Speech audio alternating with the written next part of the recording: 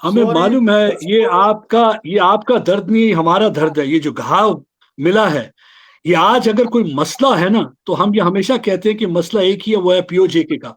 और पीओजेके को हमें इस कश्मीर से मिलाना है। हम अधूरे हैं जब तक पीओजेके हिस्सा नहीं बनेगा।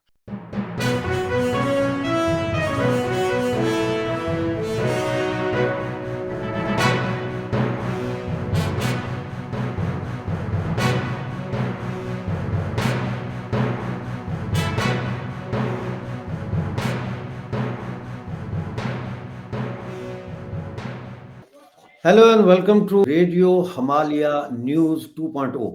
नाजरीन, जैसा कि आप जानते हैं, बीजेपी ने एक बहुत बड़ी फतह हासिल की है जम्मू कश्मीर यूनियन टेरिटरी में।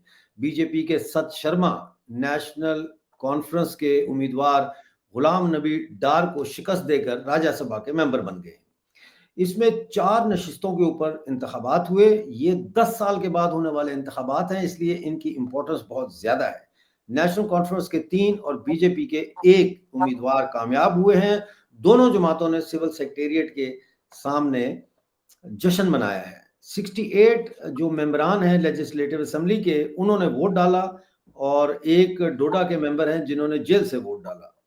तो पीपल्स कॉन्फ्रेंस के चेयरमैन सजाद गनी लोन ने अपना वोट नहीं डाला। बहरहाल ये तब्दीली, ये कामयाबी, ये फतह बीजेपी की जो है, ये क्या मायने रखती है, इस पर बात करने के लिए मेरे साथ Jammu Kashmir state media incharge for BJP जनाब सज्जाद साजिद यूसुफ साहब मेरे साथ जुड़े हैं। उनको जोड़ लेते हैं। बहुत शुक्रिया, धन्यवाद। अस्सलाम वालेकुम, कैसे हैं आप साजिद जी भाई? शुक्र अल्हम्दुलिल्लाह। वालेकुम सलाम। हमजा साहब सबसे कैसे हैं पहले आप? तो आपको मुबारक हो कि आपकी मेहनत रंग लाई। और हमें तो बड़ा गुस्सा था कि क्यों बीजेपी का कोई उम्मीदवार जो है वो नहीं जीत रहा। फिर हमें ये समझ आई कि बीजेपी ने इसलिए इलेक्शन में अपना कैंडिडेट खड़ा नहीं किया ताकि कोई ये इल्ज़ाम ना लगाए कि जी बीजेपी ने धांधली की है। तो नेशनल कॉन्फ्रेंस की सरकार बन गई है और उमर अब्दुल्ला साहब की। तो कैसे देख रहे हैं आप इस फतह को सर? देखिए अमजद साहब, सबसे पहले शुक्रिया आपको आपका कि आपने अपने चैनल पे हमें बुलाया आप बात रखने के लिए। जैसे कि आपने जिक्र कर लिया कि बीजेपी की जो फतह है राज्यसभा सीट पे हुई है, जैसे हमारी पार्टी के प्रेसिडेंट श्रीमान सत शर्मा जी की जो है जीत हुई है। भारतीय जनता पार्टी के पास 29 एमएलए थे, उसमें से एक की निधन हो गई थी नगरोटा सीट से, तो हमारे पास 28 एमएलए थे। 28 एमएलए में से जो हमारे कैंडिडेट जो थे वो 3 थे। उसमें से जो पहली सीट पे जो उतरे थे, उनका नाम जो था वो कश्मीर से थे, बडगाम से थे। उनका नाम था डॉक्टर अली मोहम्मद मीर। उनको भारतीय जनता पार्टी के 28 एमएलए ने वोट डाला था। उसके बाद जो हमारे दूसरे थे महाजन साहब, जो कि जम्मू से थे, उनको भी भारतीय जनता पार्टी के यहाँ से 28 जो है वोट पड़े थे। फिर उसके बाद जो हमारे कंटेस्ट नंबर 3 थे, पार्टी के प्रेसिडेंट जो हमारे सत शर्मा जी है, उनको भारतीय जनता पार्टी से एक तो 28 प्लस जो हमारे कुछ मैं कह सकता हूँ लाइक माइंडेड पार्टी कह सकता हूँ, या कह सकता हूँ कि जो ऐसे एमएलए से जो भारतीय जनता पार्टी से मुंसलिक न रखते थे, उनने भी भारतीय जनता पार्टी पे विश्वास किया और भारतीय जनता पार्टी के हमारे जो सत शर्मा जी थे उनके हक में वोट डाल दिया। तो हमारे सत शर्मा जी को जो है 32 वोट पड़े थे। इमरान नबी डार जो है नेशनल कॉन्फ्रेंस के जो कैंडिडेट थे, उनको 22 वोट पड़े थे। तो उस हिसाब से मुझे लगता है कि कहीं ना कहीं भारतीय जनता पार्टी की यहाँ पे जीत हुई है, क्योंकि हमारे जो पहली चीज है, हमारे एमएलए कम थे और नेशनल कॉन्फ्रेंस को लगता था कि इतने कम एमएलए में ये लोग एक सीट भी नहीं निकाल पाएंगे। और मैं ये कह सकता हूँ कि जिन एमएलए ने हमारे सत शर्मा जी पे भरोसा रखा, अपनी पार्टी लाइन्स को छोड़ के हम पे वोट डाला, तो मुझे लगता है कि मोदी जी का जो विजन है उस पर भरोसा करने के बाद या उसको देखने के बाद इन लोगों ने जो है सत शर्मा जी को वोट डाला। अब हमारे जो पार्लियामेंट में आरडी जो है, राज्यसभा में आरडी हमारे जो 100 से ज्यादा जो हमारे आरडी राज्यसभा में हमारे कैंडिडेट्स है, या मैं ये कह सकता हूँ मेंबर्स है। अब उसमें इन एडिशन टू दैट अब हमारे जो सत शर्मा जी है, पार्टी के प्रेसिडेंट भी है जम्मू कश्मीर के, अब वो भी उस रेस में जो है शामिल हुए। और हमें आशा है कि वो भी जैसे हमारे बाकी भारतीय जनता पार्टी के जितने भी सिपाही है वो अपनी बात रखते हैं, और जनाब सत शर्मा भी अपनी बात वो भी अपनी बात रखेंगे। तो भारतीय जनता पार्टी में आपने देखा होगा कि कल खुशी की लहर हुई थी, खुशी की लहर चल रही थी, सेलिब्रेशन रात भर चल रही थी। और बाकी हमारे पार्टी के जितने भी हमारे कार्यकर्ता थे, रात भर वो सड़कों पे थे, जश्न का माहौल था पूरे श्रीनगर सिटी में। मैं ये कैसा सिर्फ श्रीनगर में, मेरे पुलवामा, बाकी जितने भी अन्य जो डिस्ट्रिक्ट है वहां पे भी मैंने देखा हमारे पार्टी के कार्यकर्ता जो है वो जश्न का माहौल है, वो जश्न मना रहे थे। खुशी थी इस चीज की कि कहीं ना कहीं जो है जम्मू कश्मीर से हमारा जो है खाता कहीं ना कहीं खुला। खाता खुला, बड़ी खुशी है हमें, खुद पीओजेके में लोगों को बहुत खुशी है, क्योंकि मुस्लिम कॉन्फ्रेंस और नेशनल कॉन्फ्रेंस में कोई ख़ास फ़र्क जो है वो नहीं समझा जाता। और उमर अब्दुल्ला के जीतने से पीओजेके में एक मायूसी की लहर दौड़ गई थी कि एक हम समझ रहे थे कि तब्दीली आएगी लेजिस्लेटिव असेंबली के इलेक्शन के बाद।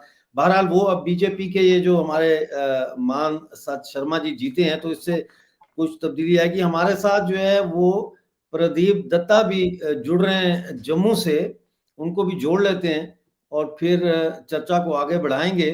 वो अभी हमारे साथ जुड़ रहे हैं, तो देखते हैं कि उनका लिंक हो जाए हमारे साथ। जी प्रदीप दत्ता जी, आप सुन सकते हैं हमें? मेरा ख्याल है उनको कनेक्शन का प्रॉब्लम है फिलहाल, तो हम बात जारी रखते हैं। साजिद भाई, ये इल्ज़ाम लगाया है सज्जाद गनी लोन ने, जिन्होंने वोट नहीं डाला, उन्होंने ये इल्ज़ाम लगाया कि जी ये मैच फिक्स्ड मैच था। ये प्रदीप जी दत्ता जुड़ गए, ये फिक्स्ड मैच वाली बात पे हम बाद में आते हैं। सत श्री अकाल महाराज।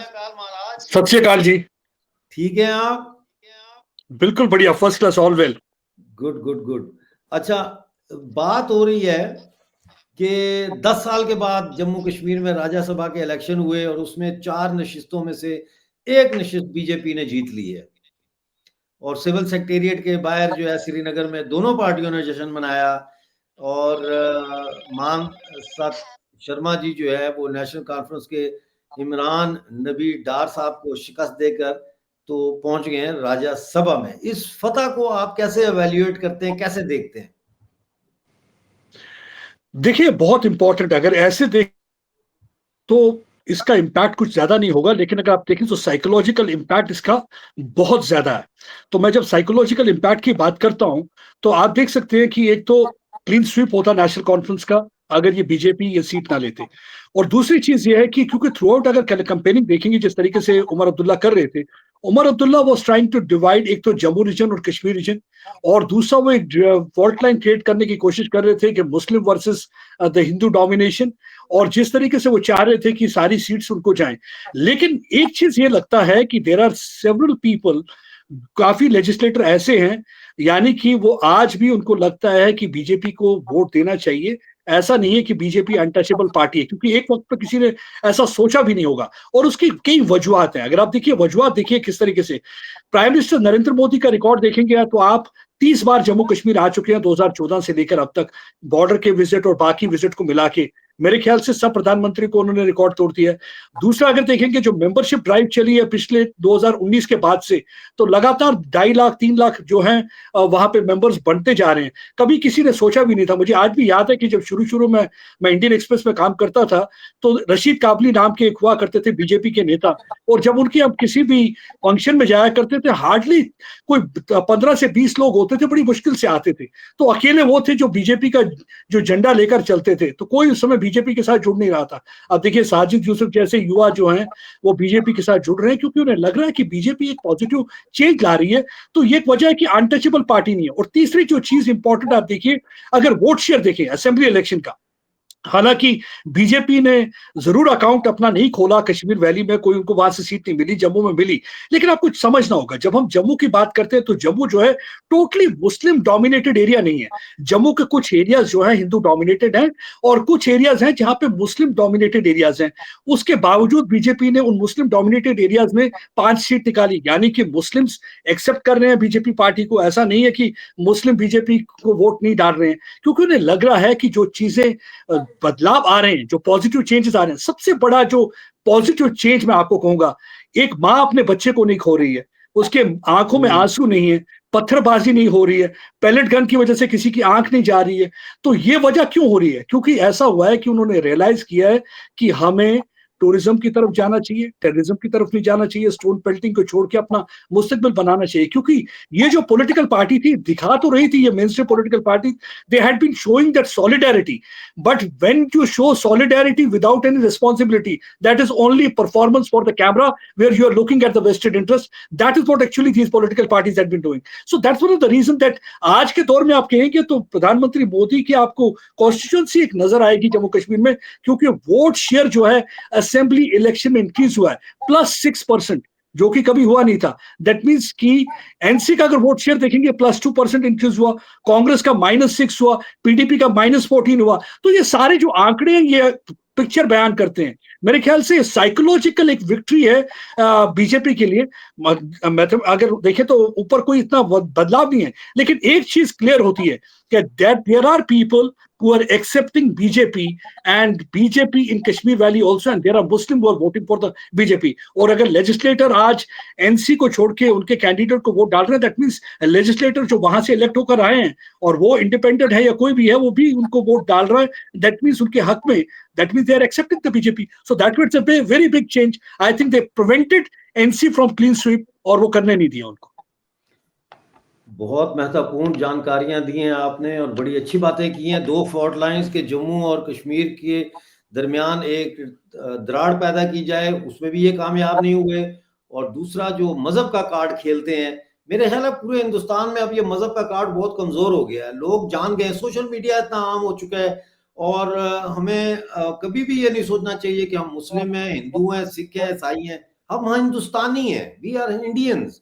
हमारा देश है ये, देश ना मुसलमान का है, ना हिंदू का है, ना सिख का है, ना ईसाई का है। ये देश हम सबका देश है। ये देश होगा तो हमारा जो भविष्य है वो अच्छा होगा। अच्छा, मैं वापस आता हूँ साजिद यूसुफ साहब आपकी तरफ उसी सवाल के साथ कि सजाद गनी लोन ने वोट नहीं डाला और उल्टा इल्जाम लगा दिया। उन्होंने कहा जी इलेक्शन तो मैच फिक्स था, नेशनल कॉन्फ्रेंस ने 7 वोट जो है ये बीजेपी को तोहफे में दे दिए। उधर मैं देख रहा था कि कश्मीर के अखबारों में जो है ये बयान छपा है जो अपोजिशन लीडर हैं जेके के सुनील शर्मा साहब का, कि उन्होंने कहा है कि जी 7 वोटों के लिए नेशनल कॉन्फ्रेंस का शुक्रिया। तो एक तरफ वो कह रहे हैं कि नहीं जी कोई मैच फिक्स नहीं था, ये कह रहे हैं मैच फिक्स था। उधर से सुनील शर्मा जी ने थैंक यू भी कर दिया है। कैसे देख रहे हैं इसको? क्या ये तोहफे में की है सीट बीजेपी को? देखिए अमजद साहब, पहली चीज है जितनी मेरी नॉलेज में है, भी आ रहा हूं दत्ता जी इसी सवाल के साथ, तैयार रहिएगा। डॉक्टर साहब, जितनी मेरी नॉलेज में है कि सुनील शर्मा जी ने ऐसा कोई भी स्टेटमेंट नहीं दिया जिसमें उन्होंने डायरेक्टली कहीं ऐसा बताया है, चट्टान में छपा है। नहीं, मैं ये कह रहा हूँ कि उनने नहीं दिया। क्या छपा है डजंट मेक एनी सेंस, क्योंकि because I had the media department, I keep an eye on everything. Sunil ji क्या बोलते हैं मेरे थ्रू ही छपता है। तो जितना मेरी नॉलेज में कोई ऑफिशियल ऐसा कोई स्टेटमेंट नहीं आया सुनील जी की तरफ से जो कि ऐसा छपा हुआ अखबार में जहां सुनील जी ने कहा कि नेशनल कॉन्फ्रेंस को मैं धन्यवाद करता हूं। हाँ, ये जरूर बोला हो है एक वीडियो में, उन्होंने कहा था कि अगर कल की डेट में बीजेपी ने जीता तो देन आपकी आंखें जो है वो नेशनल कॉन्फ्रेंस पे होनी चाहिए, क्योंकि एक सोशल मीडिया पे रिसेंटली एक कुछ फोटोज और वीडियो जो है वायरल हो गई थी सुनील जी के साथ, सुनील जी की नेशनल कॉन्फ्रेंस की लीडर्स के साथ, जहां वो गुल मिला रहे थे, सेक्रेटरीट में मिल रहे थे। तो लोगों ने कहा था इनकी तो मैच फिक्सिंग पहले से हो गई है। तो रही बात इस चीज, जैसे मैंने आपको कहा कि like minded party, it can be anywhere, it's not only the national conference, it can be anywhere, it can be PDP also, ये कोई भी हो सकता है। जैसे मैंने आपको कहा कि ऐसी पॉलिटिकल पार्टीज अपनी पार्टी को छोड़ने के बाद अपनी पार्टी के साथ मुंसलिक होने के साथ साथ भी इन लोगों ने मोदी जी के जो विजन है, मोदी जी के नेतृत्व में जो काम हुआ है उस पर भरोसा करने के बाद उन्होंने बीजेपी के कैंडिडेट को वोट डाला है। एक बहुत ही बड़ी बात होती है। सही कह रहे हैं आप। ये तो जो आप कह रहे हैं कि उन्होंने ऐसा बयान नहीं दिया जिसमें उन्होंने नेशनल कॉन्फ्रेंस का शुक्रिया अदा किया, तो ये बात तो सही है कि उन्होंने ऐसा बयान नहीं दिया। उन्होंने कहा हमने किसी से राब्ता नहीं किया, लेकिन वोट की अपील जरूर की। 7 वोट देने वालों का मशकूर हूँ। सजाद लोन का फिक्स्ड मैच इल्जाम सरीयन गलत, सुनील शर्मा, ये उनका बयान छपा है चट्टान में। तो वो बात आपकी सही है, मैं उसको दूसरे तरीके से कह गया कि उन्होंने नेशनल कॉन्फ्रेंस का शुक्रिया अदा किया। उन्होंने नेशनल कॉन्फ्रेंस का शुक्रिया नहीं अदा किया, उन्होंने वोट देने वालों का शुक्रिया अदा किया। ऐसी बात है। बिल्कुल। देखिए अमजद साहब, मैं आपको बता दूं, पहली चीज ये किसी को पता नहीं चलता है, जो सिर्फ विप वाली पार्टी होती है, जो विप प्रेसिडेंट होता है, जिसके हाथ में जो पार्टीज बोलती है कि he will be the head of the whip, सिर्फ वही उनको पता चल सकता है कि वोट किसने डाला। अगर हम बात कर ले इस चीज की, इलेक्शंस की बात, किसी को ये चीज पता नहीं चलेगा किसने किसको वोट डाला। जैसे मैंने आपको कहा कि लाइक माइंडेड जो लोग हैं, एमएलएस हैं, उनने भारतीय जनता पार्टी को वोट डाला। It can be PDP, it can be national conference. और जैसे मैंने आपको कहा, जैसे आपने सुनील जी की कुछ स्टेटमेंट्स देखे होंगे, इससे पहले भी देखे, उन्होंने कहा जिस दिन हम चाहे यहाँ पे हम सरकार बना सकते हैं, सरकार यहाँ गिरा सकते हैं। रीजन भी बिकॉज बहुत सारे ऐसे भी एमएलएस है बाकी पॉलिटिकल पार्टियों के, सर वो तो हमने भी कहा है, वो तो हमने भी कहा जो था जब जेके इलेक्शन में ये हुकूमत बनी एनसी की, तो मैंने कहा था कि 24 सीटें जो हमारी हैं पीओजेके गिलगित बल्तिस्तान की वो भरें, तो हम बीजेपी को सपोर्ट करके ये सरकार नीचे गिरा देंगे। मैं आपको कहता हूं अमजद साहब, मैं आपको कह रहा हूं कि पीओजेके का छोड़िए आप, with in the national conference, with in the PDP, जितनी भी पॉलिटिकल पार्टीज है, जिस दिन चाहे बीजेपी चाहे उस दिन वो लोग पार्टी छोड़ के बीजेपी में कभी भी शमूलियत हो सकते हैं। ऐसा नहीं है कि हॉर्स राइडिंग हो रही है, उनको कोई कुछ चीज दे रही है। मैंने ये जैसे कहा कि मोदी जी पे उनको विश्वास है, उनको पता है अगर देश का कहीं भविष्य आगे बढ़ सकता है वो मोदी जी के नेतृत्व में हो सकता है। और जैसे मैंने आपको कहा, जिस दिन भारतीय जनता पार्टी चाहे नेशनल कॉन्फ्रेंस हो, कोई भी पॉलिटिकल पार्टी हो, ये चित होके गिर जाएगी। बिल्कुल बिल्कुल बिल्कुल, बहुत शुक्रिया जी। दत्ता जी, ये क्या सिर्फ एक इल्जाम है या इसमें कोई हकीकत भी है? आप तो खुद पत्रकार हैं और अपना यूट्यूब चैनल भी चलाते हैं बड़ा जबरदस्त, तो क्या ये कोई मैच फिक्स हुआ है आपके ख्याल में? साजिद साहब देखिए, एक बात तो है कि हर कोई पॉलिटिकल पार्टी जो है ना, एक वो खिड़की खुली रखना चाहती है जहां तक बीजेपी का सवाल है। चाहे वो इंडिपेंडेंट कैंडिडेट्स की बात करो, चाहे पीडीपी की बात करो, या चाहे नेशनल कॉन्फ्रेंस की बात करो। आपने देखा होगा कि इस इलेक्शन के बाद भी एकदम इल्जामात आगे, किसी ने कहा कि हॉर्स ट्रेडिंग हुई है, किसी ने कहा कि क्रॉस वोटिंग हुई है, किसी ने कहा कि, बट सवाल पैदा होता है कि सज्जाद साहब को तो बोलना नहीं चाहिए, क्योंकि जब जमहूरियत की बात करें तो जमहूरियत में बैलेट की इंपॉर्टेंस बहुत ज्यादा इंपॉर्टेंट होती है। बिल्कुल, आप तो बाइकआउट कर रहे हैं, तो somewhere you are sending a very wrong signal, कि यानी कि आपको आज भी आप मेरे ख्याल से main stream political party leader होते हुए भी सेपरेटिस्ट आइडियोलॉजी को कहीं अपना रहे हैं। अब चाहे वो आप बीजेपी को हेल्प करने के लिए कर रहे थे या जो भी कर रहे थे, but message was not right कि आप एब्सटेन कर रहे हैं, आप वोटिंग में हिस्सा नहीं ले रहे। क्योंकि जमहूरियत में आपको हिस्सा लेना है, चाहे इसको वोट दीजिए उसको वोट दीजिए, वो आपका अपना वोट है, आपको उसका इस्तेमाल करना है, क्योंकि आप खुद वोट लेकर जीत के आए हैं, तो आपको वोट डालना है, सबसे बड़ी चीज। और दूसरी चीज ये है कि जैसे कोशिश, जैसे मैं पहले भी कह रहा था, कीपिंग फ्लॉक टुगेदर। अब फ्लॉक टुगेदर का क्या मतलब है? क्योंकि हर टाइम ये कह के कि हमें खतरा है, fear of other, fear of other इस टाइम होता है कि बीजेपी का एक डर, आरएसएस का डर जो क्रिएट करने की कोशिश करते रहे हैं, जिसकी वजह से मुस्लिम वोट को कंसोलिडेट करके ताकि हमें मिलता रहे। लेकिन इस बार ये बता दिया कि बहुत सारे लोग ऐसे हैं जो खाली विंडो ही नहीं ओपन रखना चाहते, window of opportunity with the BJP, but उसके साथ साथ वो ये भी चाहते हैं कि बीजेपी को अगर वोट डाल रहे हैं, दैट मीन्स उनको लग रहा है कि BJP party is doing something good also. अब देखिए, क्यों ना लगे, मैं आपको बताता हूं कि हम बहुत सालों से कवर करते आ रहे हैं, इलेक्शन कवर करते आ रहे हैं, जम्मू कश्मीर कवर करते आ रहे हैं। हमने देखा है कि प्रधानमंत्री अक्सर इलेक्शन के टाइम आते थे, एक या दो रैली कवर हुआ करती थी उनकी, उसके बाद नजर नहीं आते थे। लेकिन प्राइम मिनिस्टर नरेंद्र मोदी एक ऐसे प्रधानमंत्री है जिन्होंने काफी इंटरेस्ट दिखाया, चाहे सरहद पर दिवाली की बात हो, फ्लड्स की बात हो, किसी प्रोजेक्ट की बात हो, तो लगातार वो विजिट करते रहते हैं। तो उसकी वजह से एक जो आपका जो है ना, वो जो कहते हैं दिल्ली और दिल की दूरी, तो दिल्ली और दिल की दूरी वाकई कम होती है, क्योंकि लोग भी देख रहे हैं, क्योंकि जो जो वादे किए। अब देखिए, ये जो सड़कें बन रही हैं, आप देखिए सड़कें जो बन रही हैं, वो कहते हैं ना, you are not constructing roads but you are making inroads into the hearts and minds of the people. ये खाली सड़कों की तामीर नहीं हो रही है। मुझे याद है कि कई बार क्या होता था, लोगों को इतनी अनएम्प्लॉयमेंट होती थी। आज अगर आप लोगों के घरों में छोटे छोटे बच्चे आपको काम करते नजर आते थे, नौकर होते थे उनके घरों में, आज आपको मालूम है लोग कहते हैं कि काम करने वाला कोई नहीं मिल रहा। वजह उसकी ये है कि जब वो सड़कें बन रही हैं, डेवलपमेंट का काम हो रहा है, उन्हें नौकरियां मिल रही हैं, वो वहां पे एम्प्लॉयमेंट हो रही है। मैं ये नहीं कहूंगा कि अभी बड़े लेवल पे, बट लेकिन बहुत सारी जो चेंजेस आई हैं वो हुई हैं। और सबसे बड़ी चेंज जो आई है कि पाकिस्तान की गन थामने के लिए अब युवा तैयार नहीं है वहां का।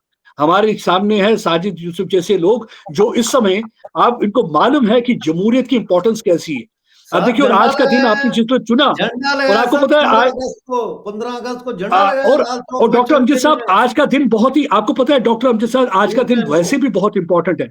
इंपॉर्टेंट इसलिए दिन है, आज का दिन है एक्सेशन डे, और आज ही के दिन 26 अक्टूबर को 1947 में जो था, महाराजा हरि सिंह ने ट्रीटी ऑफ एक्सेशन साइन किया। और ट्रीटी ऑफ एक्सेशन साइन करने का मतलब क्या है कि देखो, सारी उम्र नेशनल कॉन्फ्रेंस, पीडीपी महाराजा को एक विलन की तरह प्रोजेक्ट करते रहे, लेकिन ये वो महाराजा अगर ये ट्रीटी ऑफ एक्सेशन नहीं साइन किया होता, ये जम्मू कश्मीर अगर आज हिंदुस्तान का हिस्सा है तो महाराजा की वजह से है। ये भारतीय संस्कृति जिसकी शुरुआत कुरुक्षेत्र, कृष्ण, कश्यप ऋषि और कश्मीर से होती है, तो ये संस्कृति कंप्लीट ना होती। और पाकिस्तान की फौज, अगर ये जम्मू कश्मीर हिस्सा नहीं होता तो पाकिस्तान की फौज दिल्ली के दरवाजे पर होती। तो ये देखिए कितनी बड़ी इंपॉर्टेंस है। ये आज जो हम हाइडल प्रोजेक्ट्स हैं, ये उस वजह से। तो मेरे ख्याल से मैं तो ये कहूंगा कि आज मैं आपके प्रोग्राम के माध्यम से ये कहूंगा कि अगर किसी को भारत रत्न मिलना चाहिए तो महाराजा हरि सिंह को भारत रत्न मिलना चाहिए, क्योंकि जिन्होंने वो ट्रीटी ऑफ एक्सेशन साइन की थी। और आज मेरे ख्याल से आज के दिन ये डिस्कशन आप कर रहे हैं और आहिस्ता आहिस्ता देखिए बदलाव आ रहा है, चेंज आ रहा है, मानसिकता बदल रही है, माइंडसेट बदल रहा है। जो कश्मीर कल तक बीजेपी का नाम लेके राजी नहीं था, और आज आप देखिए उसी पार्टी को वो वहां से मेंबर पार्लियामेंट बना लेते हैं राज्यसभा के लिए वोट देकर, क्योंकि ये वही है जो कश्मीरियों का वोट लेके जीते हैं और वही आज वोट दे रहे हैं बीजेपी के लिए हक में।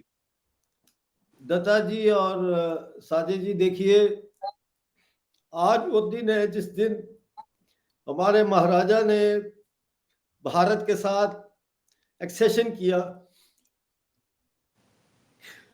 और आज तक हमारे पीओजे के और गिलगित बल्तिस्तान के लोग पाकिस्तान की गुलामी में बैठे।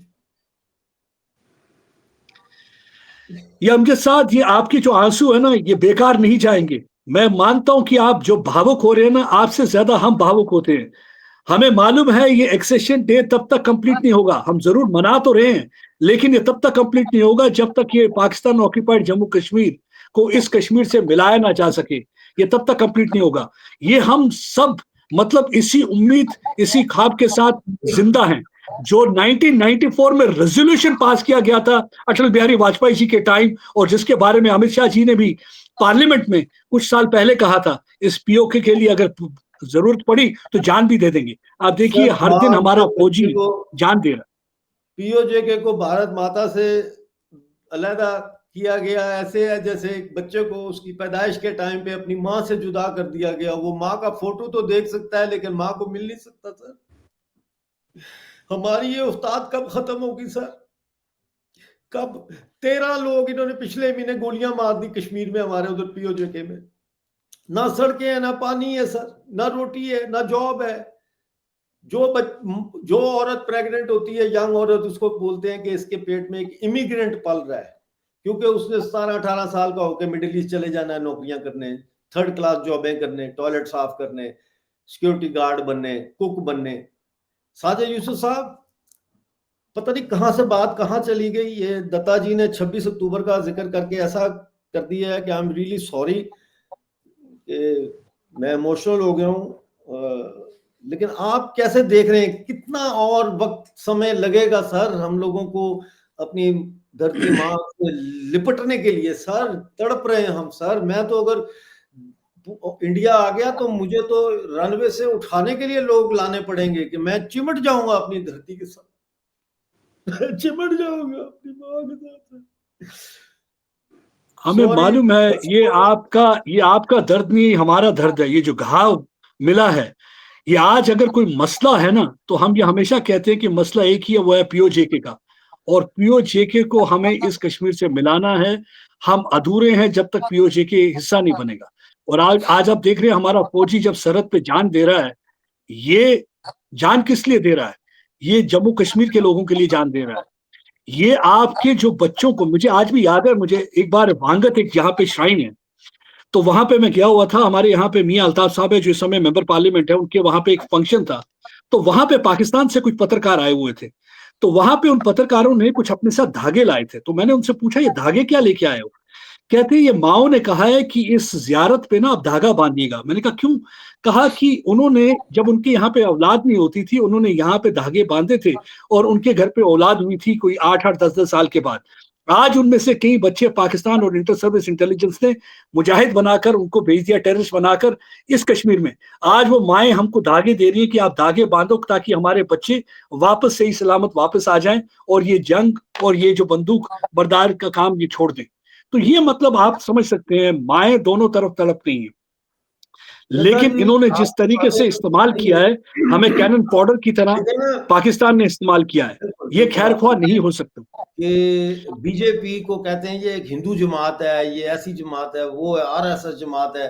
तो मेरा ये सवाल है कि जम्मू कश्मीर जैसी सेंसिटिव जगह में, कश्मीर में सेंसिटिव तरीन जगह है ये, वहां पे उन्होंने एक मुसलमान लड़के को मीडिया सेल का इंचार्ज बनाया। सर, मीडिया पब्लिक ओपिनियन बनाता है, मीडिया से जो बात जाएगी वो पब्लिक ओपिनियन बनाएगी। तो इसका मतलब है कि बीजेपी ये भेदभाव वाली पार्टी नहीं है। साजिद यूसुफ साहब, आप क्या समझते हैं कि मानसत जो जीते हैं शर्मा जी, ये राज्यसभा में पीओजे का मसला उठाएंगे, हमारी आवाज बनेंगे?